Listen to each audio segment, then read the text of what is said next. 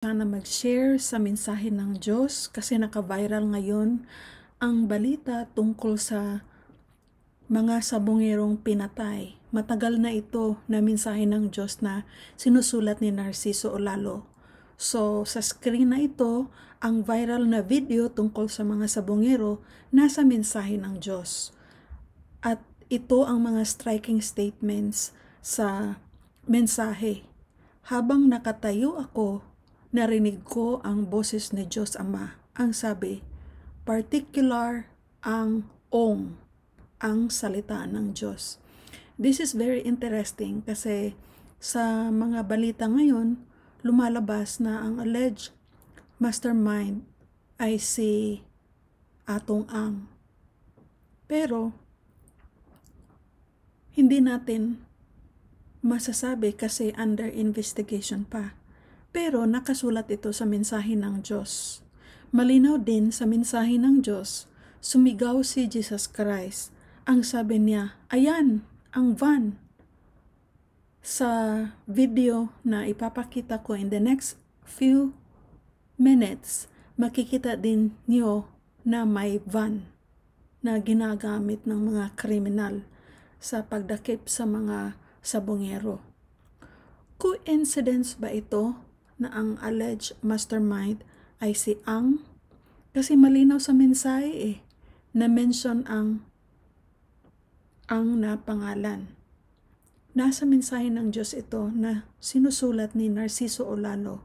Sa hindi nakakilala kay Narciso Olalo, mag-visit kayo sa YouTube niya at doon ma-discover ang mga pangyayari sa buong mundo na sinusulat niya. So sa ngayon, I will show you the video tungkol sa mga sabongero. At kayo mag-decide kung ito ay totoo or hindi. So let's watch the video together. Alright, here we go.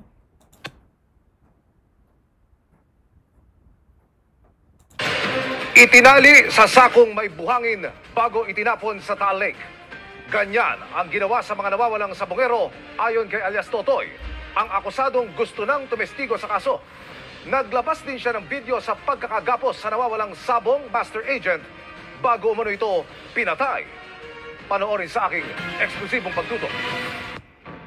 Pinaniwalaan mo ba sila? Sa videong hawak ni alias Totoy, ang nagpakilalang direktang bahagi sa kaso ng mga missing sabongero, kita ang isang lalaking tila nakagapos sa anyay isang sasakyan habang tinatanong ng mga lalaki. Dati po ako sir na master agent doon. Hindi aninag ang mukha ng lalaking nakagapos dahil balot ito ng mask. Pero ayon kay alias Totoy, ito si Ricardo John Lasco. Kabilang si Lasco sa 34 na sabongerong 4 na taon nang nawawala. Si Lasco ang 44 anyos na master agent na dinukot ng hindi bababa sa 10 armadong lalaki sa kanilang bahay sa San Pablo, Laguna noong August 2021. Bilang master agent, binigyan ng prangkisa si Lasco para makapagpalabas ng online sabong. Sa kanya tataya ang mga sabongero at ang kita porsyentuhan. May bahagi ang nagbigay sa kanya ng prangkisa at syempre pati siya. Ayon kay alias Totoy, kasama ang bidyong ito sa ipapasa niya sa mga otoridad sa kanyang paglutang anumang araw mula ngayon. Una nang sinabi ni alias Totoy na alinsunod sa utos anya ng among hindi pa muna niya tinukoy. Binayaran niya ang isang grupo para patayin si Lasco matapos itong pagbintangang pinirata ang isang online sabong broadcast. Napapatayan din siya na mas malaking porsyento na wala siyang kahirap-hirap. Kumina yung sales pinahanap.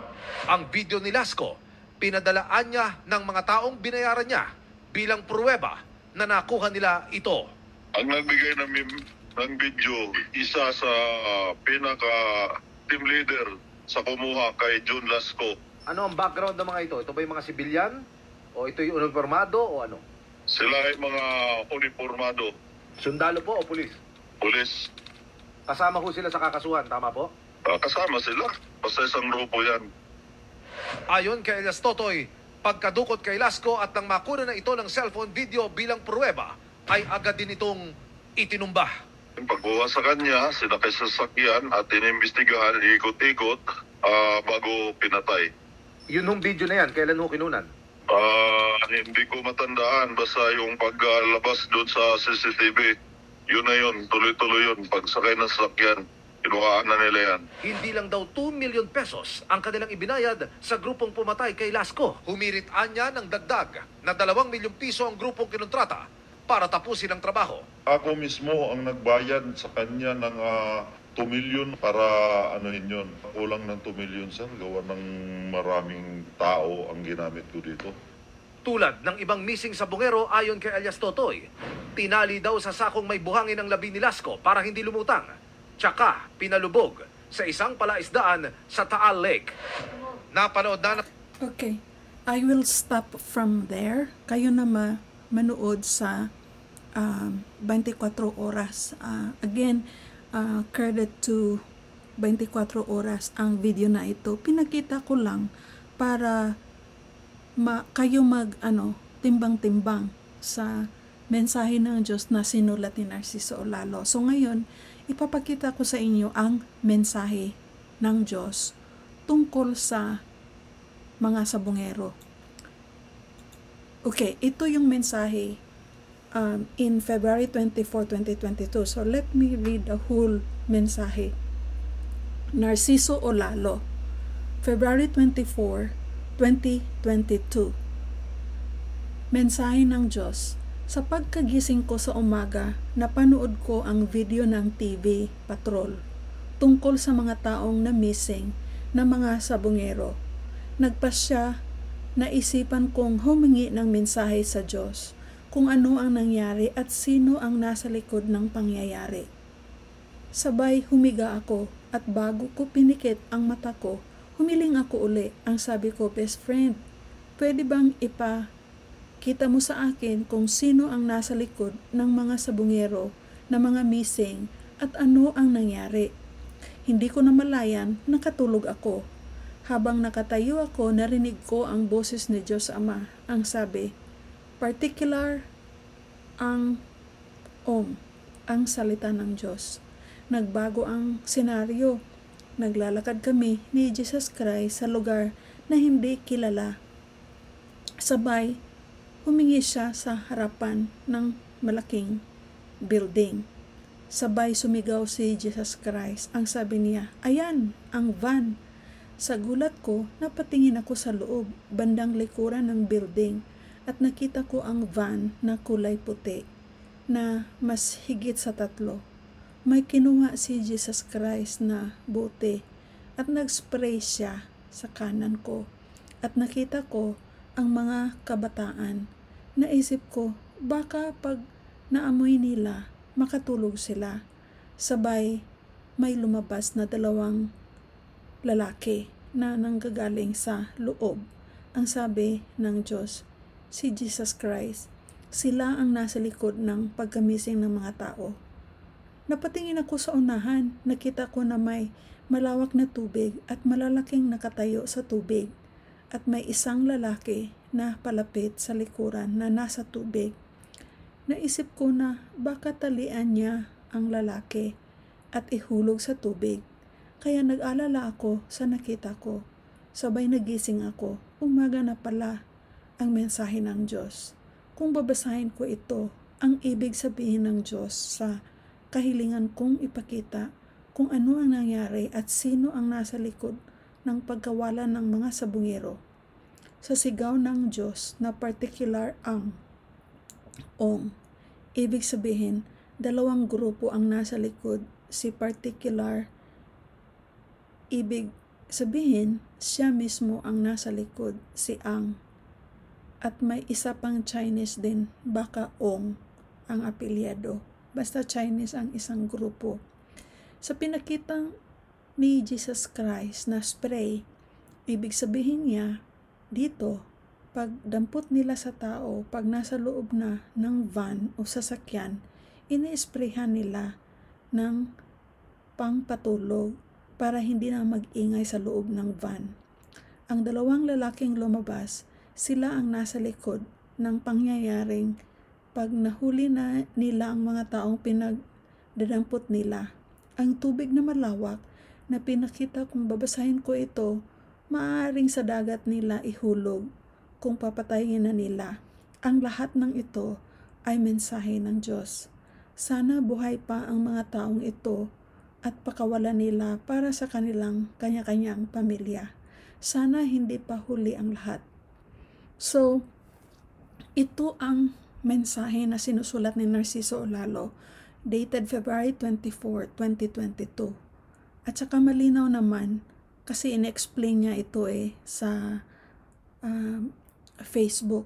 May mga recordings ito na ibig sabihin na ang pangalan dito ay ang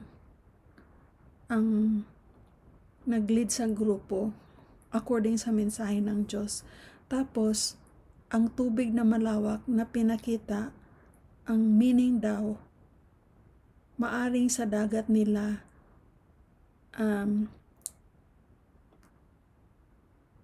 na ihulog yung mga papatayin nila na mga sabungero.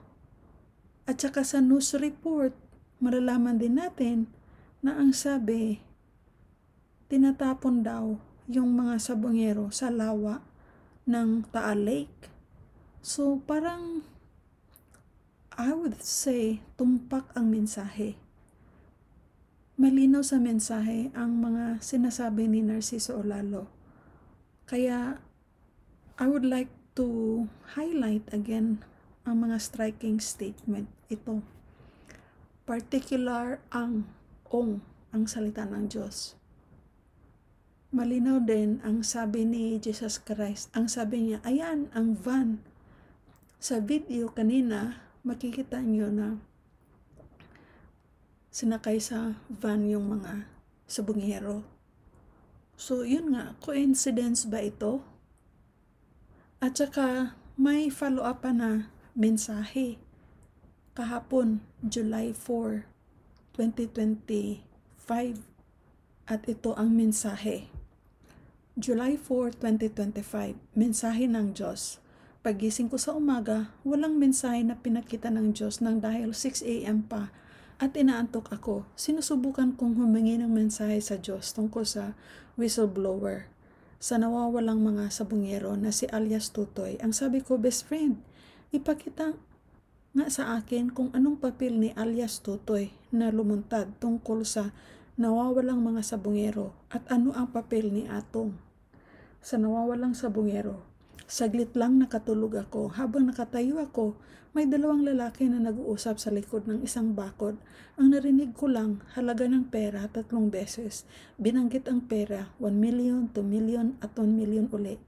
Gusto kong alamin kung sino ang dalawang lalaki na nag-uusap. Kaya nagpasya ako na pumunta sa may bukas na gate. Pagpasok ko, may mga tao pala na kalalakihan at sabungan. Pala yun.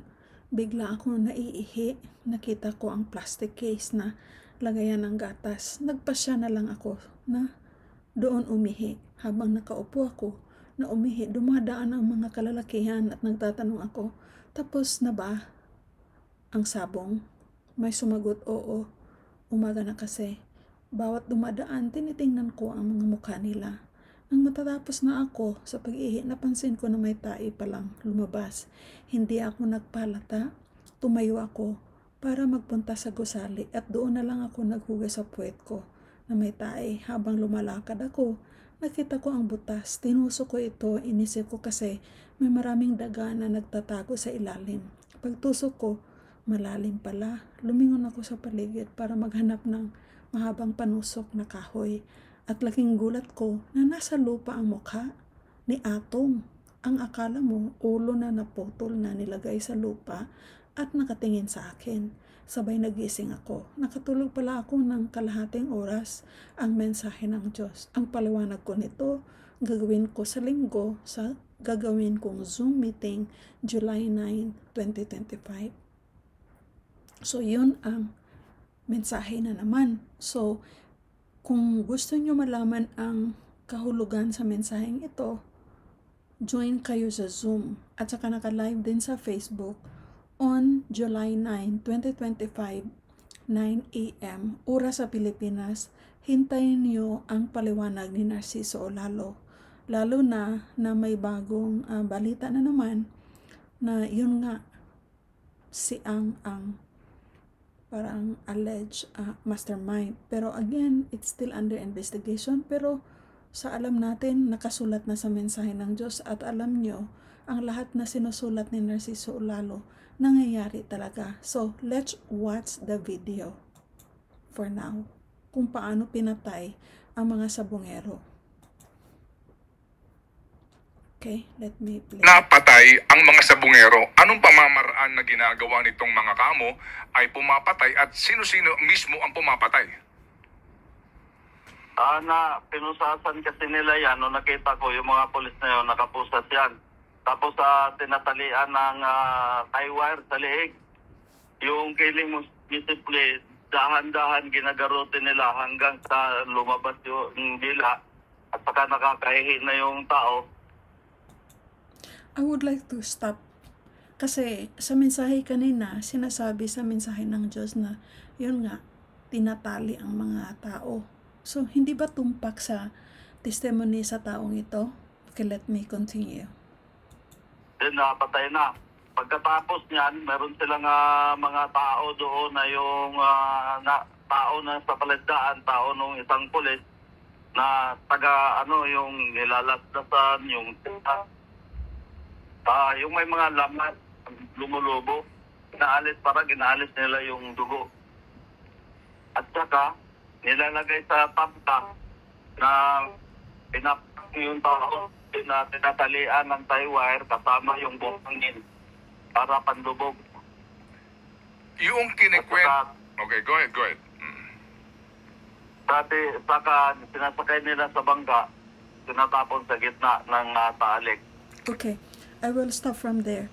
So, ang sabi ng witness, tinatapon daw sa Taal Lake. Hindi ba tumpak? Kasi malawak na dagat yung sa mensahe ng Diyos na sinusulat ni Narciso Olalo. So, anyway, courtesy to the Ted Filon ang video na ito. So, kayo na lang manood sa full details sa video sa proseso ng pagpatay sa mga sabongero. So, sa hindi nakakilala kay Narciso Olalo, panoorin niyo ang mga proof sa mga sinusulat niya dito lang sa YouTube. So, let me show you some of the mga pangyayari na sinusulat niya at saka yung proof na nangyayari talaga. Why I am showing this? Para makita inyo na yung mensahe tungkol kay Ang at saka yung mga sabongero ay totoo. Of course, it's still under investigation, pero sa daming sinusulat ni Narciso Olalo, tumpak na tumpak ang mga pangyayari sa mga mensahe ng Diyos. Tulad nito, let me share you one. Okay? How about this? 6 days before it happened, God's message, August 15, 2013, at nangyari yung chemical attack in Syria, August 21, 2013. Pakinggan ng mabuti ang mensahe ng Diyos. Ito yung actual screenshot. Ayan, August 15, 2013. Yan ang mensahe. Kasi maliit ang letra, pakinggan natin. Mensahe ng Diyos, Narciso Olalo, August 15, 2013. May nakikita ako na isang lugar na may mga matay dahil sa pagkalat ng nakakalasong chemical. Nakakamatay ito. Ang iba magkasakit muna bago mamatay. Manalangin, manumbalik sa Diyos, ituwid ang mga maling gawain, ipairal ang pagmamahalan, hindi ang kasakiman sa buhay. Okay? So, yun ang mensahe.